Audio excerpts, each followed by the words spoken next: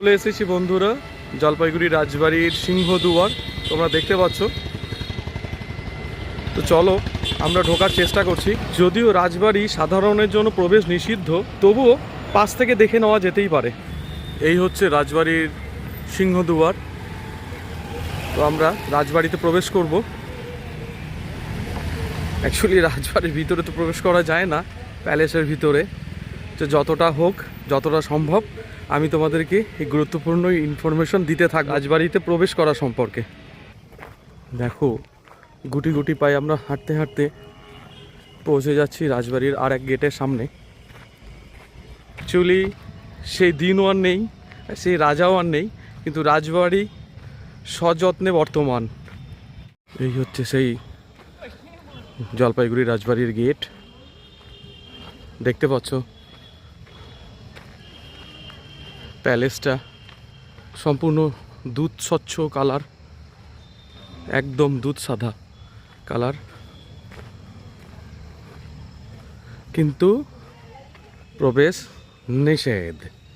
আমি তোমাদেরকে দেখাতে পারবো যে রাজবাড়ির গেটে বড় বড় লেখা প্রবেশ নিষেধ, কুকুর হইতে সাবধান। তো এই হচ্ছে গেট। দেখো, ভিতরে রাজহাঁস তাদের মতো করে খেলা করছে।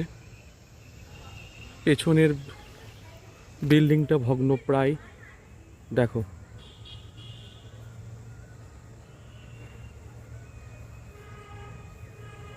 তো এই হচ্ছে রাজবাড়ির চেহারা বর্তমান।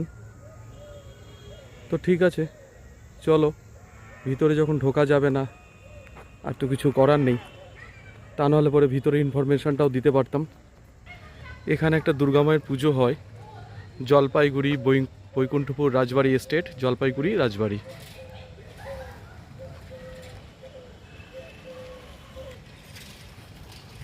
এখানে একটা মন্দির রয়েছে রাজবাড়ির কাছেই। এই যে একটা মন্দির রয়েছে, মা কালী রয়েছেন, মহাদেবের শিবলিঙ্গও আছে। এই যে মা এখানে বিরাজমান,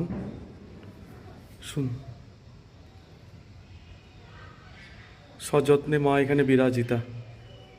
ওই যে শিবলিঙ্গ, প্রভু এখানে বিরাজমান। এই মন্দির চত্বর আমরা পরিক্রমা করে তো এখান থেকে প্রস্থান করব ধীরে ধীরে।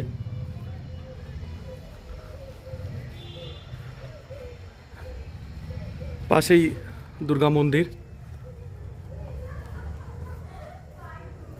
এই যে এখানে মায়ের রূপ, মায়ের বিগ্রহ আমি চেষ্টা করছি দেখানোর।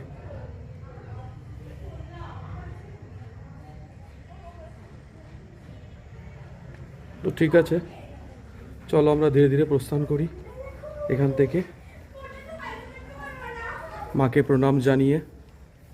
মন্দির থেকে বেরোবার সময় এই যে রাজবাড়ি।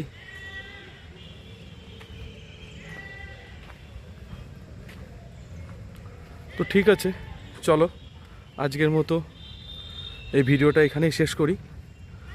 তোমরা যারা নতুন ভিউয়ার্স রয়েছো, এই চ্যানেলটিকে অবশ্যই তোমরা সাবস্ক্রাইব অ্যান্ড কমেন্টস করতে ভুলবে না।